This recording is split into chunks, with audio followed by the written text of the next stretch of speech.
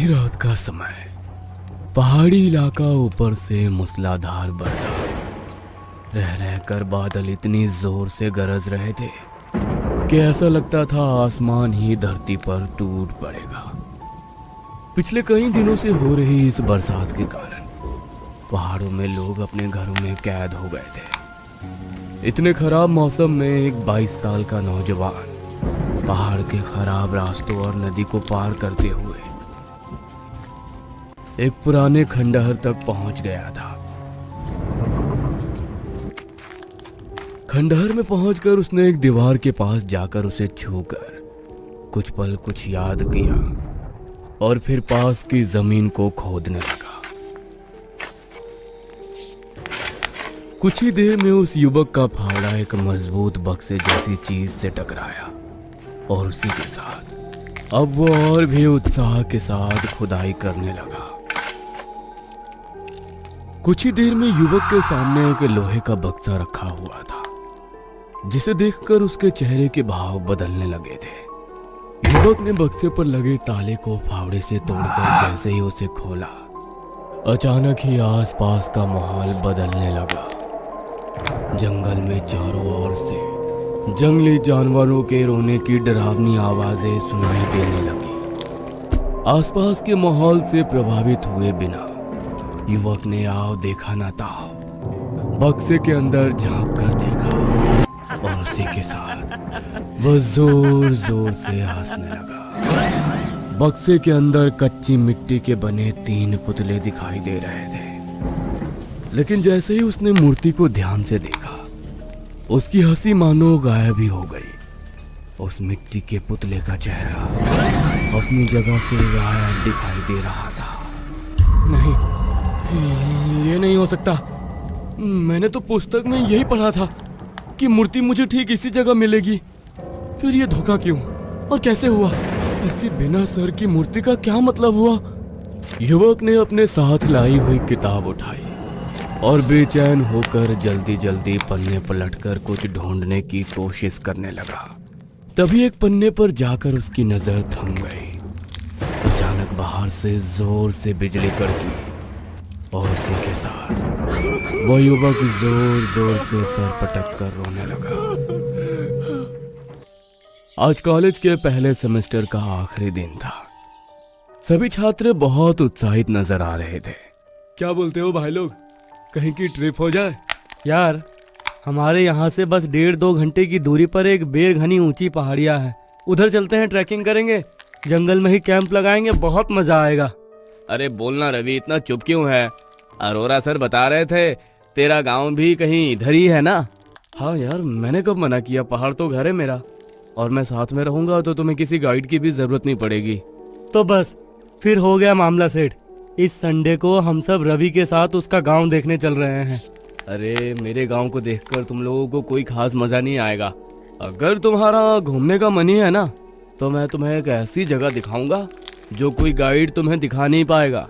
सिर्फ इस पहाड़ी के कुछ लोकल लोग ही इन सब चीजों के बारे में जानते हैं।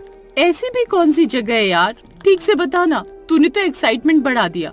बस इतना समझ लो, हमारे देश में जितनी भी रहस्यमयी जगह है वो सब पहाड़ों पे ही है। पहाड़ों की ऊंची चट्टानों में आज भी ना जाने कितने गहरे राज दफन है। माउंट कैलाश हो या अमरनाथ, सब एक मिस्ट्री ही तो है।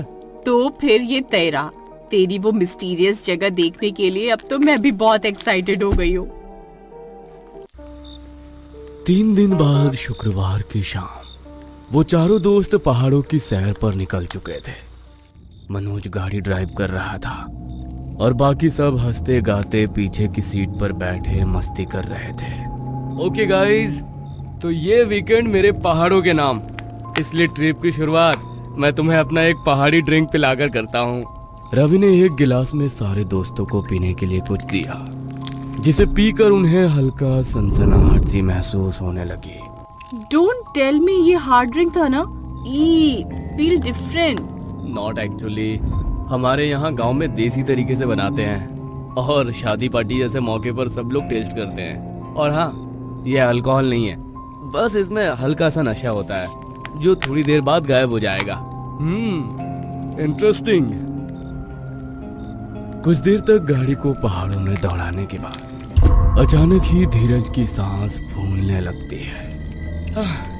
प्लीज गाड़ी को इधर ही रोक दो, मुझे 2 मिनट के लिए नीचे उतार कर ताज़ी हवा चाहिए।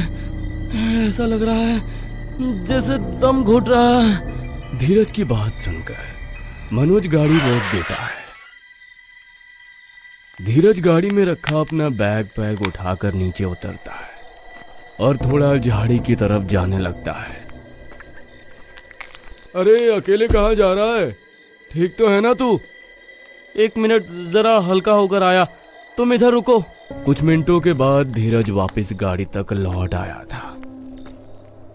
मनोज तू हट, गाड़ी मैं चलाता हूँ, अभी ठीक लग रहा है मुझे। धीरज ड्राइविंग सीट पर बैठकर गाड़ी को दौड़ाने लगता है और अचानक एक सुनसान जगह पर ले जाकर गाड़ी रोक देता है। धीरज, ये कौन से रास्ते ले आया है तू? और ये कहाँ लाकर गाड़ी रोकी है? ये सही जगह नहीं है, इधर से जल्दी गाड़ी आगे ले। अरे यार, मुझे क्या पता ये कौन सी जगह है और ये रास्ता कहाँ जाता है। गाड़ी अपने आप यहाँ आकर बंद हो गई है। और भाई, मुझे कौन सा पहाड़ के रास्ते मालूम है? मुझे ऐसा लगा जैसे कोई शक्ति मुझे इस ओर खींच रही है। स्टॉप इट यार, मजाक की कोई हद होती है।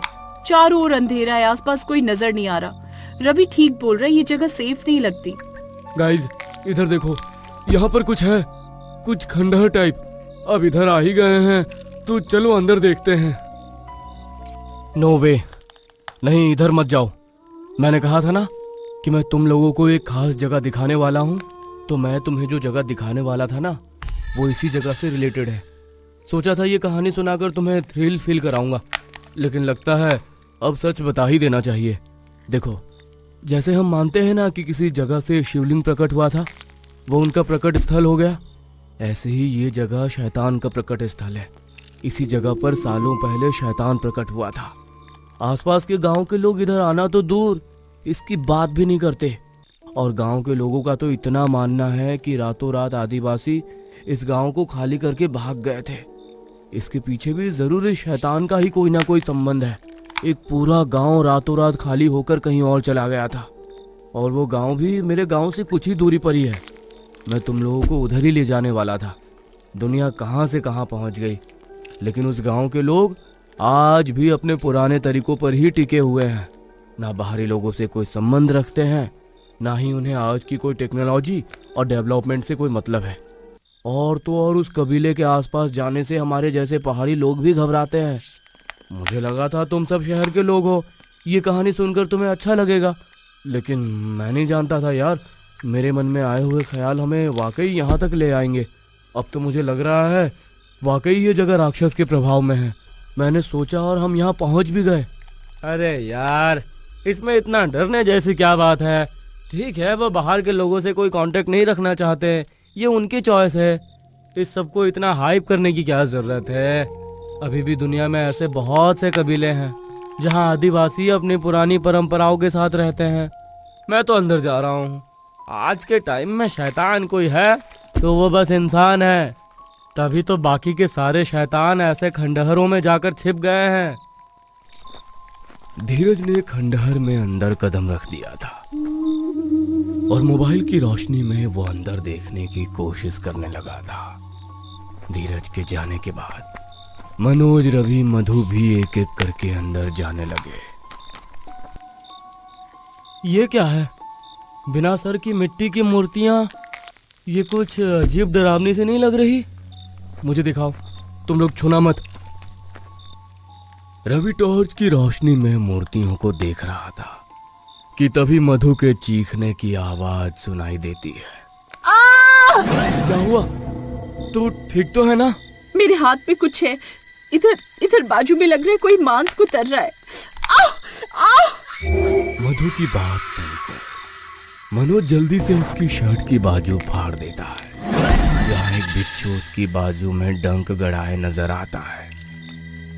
रवि पास में पड़े डंडे की मदद से बिच्छू को अलग करने की कोशिश करता है, लेकिन जब बिच्छू पकड़ को ढीला नहीं कर रहा था तो मनोज हाथ से उसे हटाकर दूर फेंक देता है। मधु दर्द से बेहाल हुई जा रही थी। उसकी बाजू से खून बह रहा था। और मनोज के हाथों में भी बिच्छू ने डंक मार दिया था, जिससे उसके हाथ भी घायल हो गए थे। चलो यहाँ से, बस अब बहुत हुआ। ऐसा लग रहा है जैसे यहाँ पहले भी कोई आया था। ये देखो, यहाँ किसी ने थाल सजा रखी हुई है।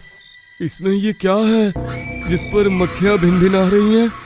शायद मांस है, इसीलिए मैं यहाँ आने के लिए मना कर रहा था।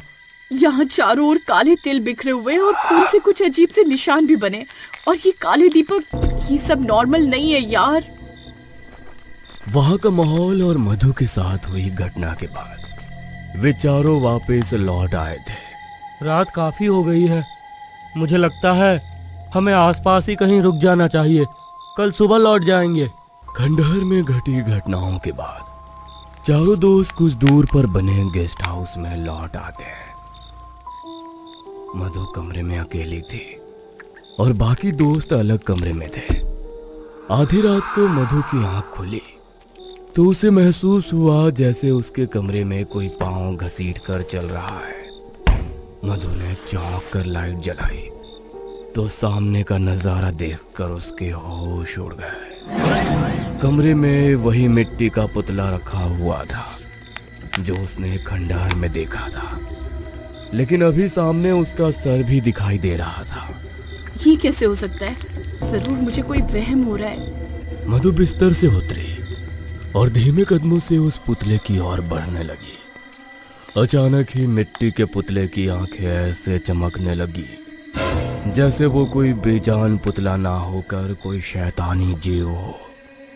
और अगले पल उस पुतले ने अपनी आंखें खोल दी, जिसे देखकर मधु की चीख निकल जाती है। मधु दौड़कर दरवाजे की ओर जाने की कोशिश कर ही रही थी, लेकिन उसे महसूस होता है कि कमरे में चारों ओर गीली मिट्टी का दलदल जैसा बन गया है, जिसमें से वो चाह कर भी अपने आप को बाहर नहीं निकाल पा रही थी।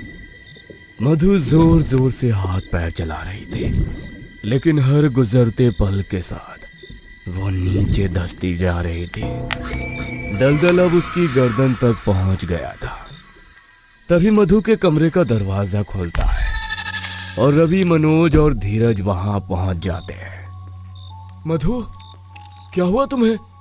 ऐसे जमीन पर क्यों गिरी हुई हो? इसकी हालत कुछ ठीक नहीं लग रही है। अरे, इसके पूरे शरीर पर यह गंदी गीली मिट्टी कहां से आई? कहीं बाहर गई थी क्या ये? कुछ समझ में नहीं आ रहा यार। अचानक मधु की आंख खुली तो अपने दोस्तों को आंखों के आगे देख वो जोर जोर से रोने लगी। वो मिट्टी का पुतला मेरा पीछे करते हुए मेरे कमरे में पहुंच गया। वो देखो, वहाँ दीवार के पास है। रवि बिल्कुल ठीक कह रहा था, शैतान है वो। हमें वहाँ नहीं जाना चाहिए था। अरे शांत हो जा मधु, कुछ नहीं है, तुम एकदम ठीक हो। थोड़ा आराम करो। अगर तुम्हें एतराज ना हो तो मैं तुम्हारे कमरे में रुक जाऊं? हाँ, प्लीज मुझे अकेला छोड़कर मत जाना। कुछ देर बाद मनोज ने मधु को समझा बुझाकर बिस्तर पर सुला दिया था और खुद वहीं पास में ही पड़े हुए सोफे पर आंखें बंद करके बैठ गया था। लेकिन रह रह कर मधु के पांव में लगी हुई वो मिट्टी और मधु की वो दलदल वाली बात बताना उसे परेशान कर रहा था। सोचते सोचते अचानक मनोज की भी आंख लग जाती है। कुछ देर बाद मनोज की आंख खुली तो सामने का नजारा देखकर उसने दांतों तले उंगली दबा ली। कमरे में हर तरफ गीली मिट्टी के निशान बने हुए थे, जो दीवारों से होकर छत और फिर खिड़की पर जाकर खत्म हो रहे थे। कहाँ गई मधु? और उसके पैर के निशान छत और दीवारों पर कैसे बने? ऐसा कैसे हो सकता है? कोई इंसान दीवार और छत पर कैसे चल सकता है? मनोज खिड़की के पास जाकर बाहर की ओर देखता है तो नीचे गार्डन में उसे कोई बैठा नजर आता है। आखिर मधु के साथ घट रही इन घटनाओं के पीछे क्या रहस्य है? क्या वाकई जो कुछ हो रहा है उसका संबंध खंडहर से है, या ये रहस्य अभी और